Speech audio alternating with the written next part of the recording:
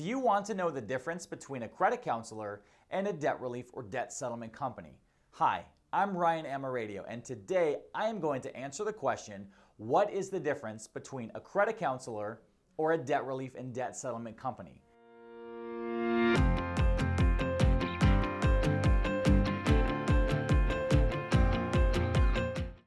Before I answer, make sure you subscribe to our channel and click on the bell icon. That way, when we release more information, you will be the first to get notified.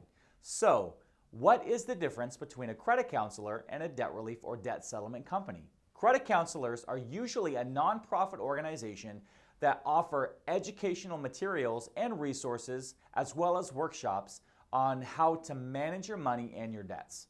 Debt relief and debt settlement companies negotiate down your debts and offer to settle your debts with your creditors on your behalf. Thank you for watching. Feel free to like, share, or comment on the video below, letting us know your thoughts on credit counseling or debt relief and debt settlement.